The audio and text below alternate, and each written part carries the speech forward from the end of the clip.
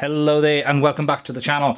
In this video I'm going to be talking through a few things regarding the DJI Cendence remote controller on the Inspire 2 when used with Crystalsky. So this is just going to be a couple of questions answered that I've noticed some people ask, and it's common stuff that's come up from time to time. So let's get on with it and have a look. Okay, one of the first things I have seen mentioned a few times around the Cendence with the Inspire is the landing gear options. Now, Cendence does not have its own dedicated landing gear switch. You can program it to any of the programmable buttons on the remote controller. However, there is a quirk to this. You can only do it when the Inspire 2 is connected to the remote controller. So if you go through the settings for the Crystalsky app for the Cendence, you will notice that there is no option for landing gear.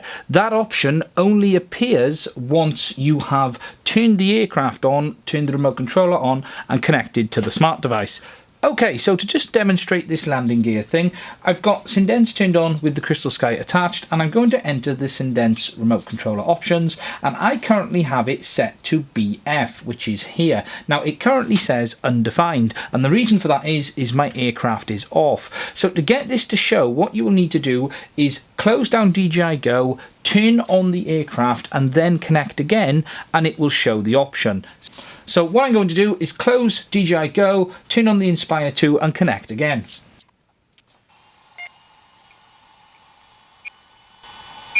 As you can see, I have now gone back into the menu with the aircraft turned on, and now the raise lower landing gear option is already set on BF. So if you are trying to set this feature without the aircraft on, the process is to close DJI Go, make sure Cendence and the aircraft is turned on, then open up DJI Go and the option will be there available for you to set. And again, you can set this to any of the programmable buttons on the Cendence remote controller. The other thing just to be aware of is there are two options for landing gear.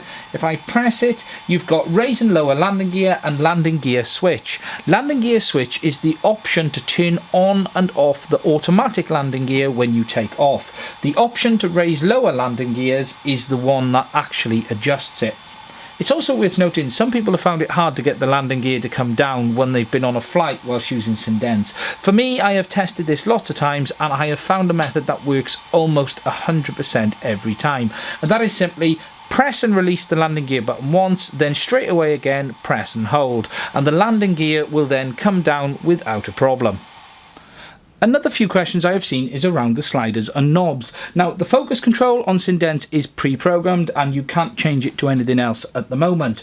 The side sliding knobs originally were purely for the M200 series. However, DJI have recently added Expo features for these with the Inspire 2 when using the latest firmware.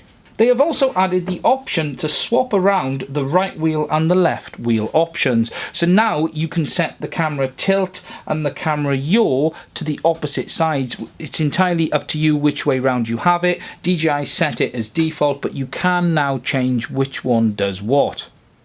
One of the next questions I have seen mentioned is camera settings. You cannot program specific camera presets on the Cendence remote controller. However, you do have the 4 camera adjustment settings down here on the left hand side. These are the CM, CS, CA and CE buttons, and these control exposure, ISO and all of the usual settings. To use these, you would simply press and hold the button down and rotate the jog dial and it changes the setting on the screen.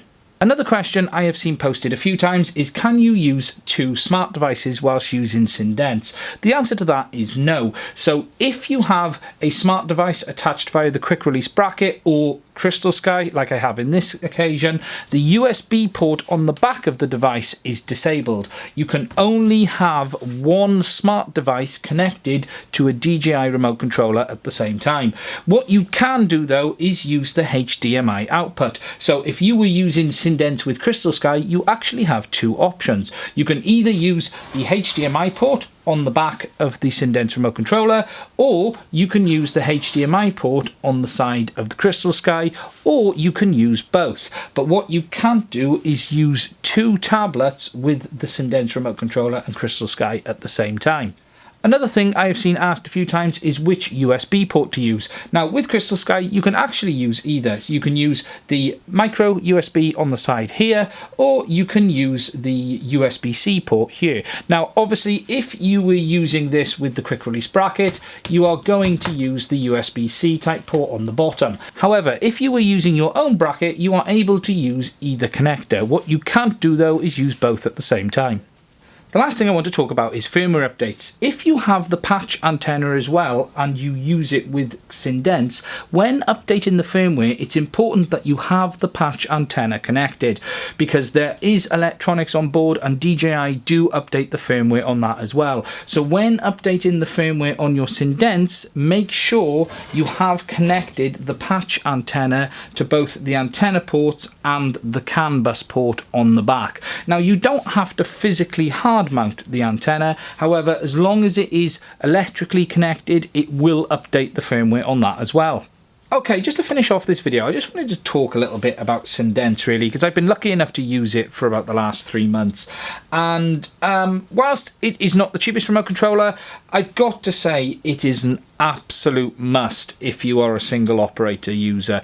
It really, really is. I will be honest, to take this one off me, you would have to tear it from my cold body, because I just love it. I really, really do. And it's not the big things that it does, it's the little things that it does, like the ability to close map screens or open the map screen, landing gear button at the touch of a finger, battery options. You can preset a load of presets. Now, it would be nice if there were a lot more, and DJI have been adding some as time goes on. We're hoping for a lot more to come in the future. However, as it stands today, for me, honestly, it is an absolute must. When used with the Crystalsky, it's just a lovely package. It really, really is. Is either device perfect? No, they're not actually. I can probably sit here and pick holes in both of these all day long. If I wanted to tell you all of the bad points, I could sit here and probably do a video on that. But what is the point? What it brings to the table for me is so much more than I have to worry about with the little things that aren't quite 100%. But that is about it for me, really. Thank you very, very much for watching this video. Please subscribe to the channel, and I will do another one again soon.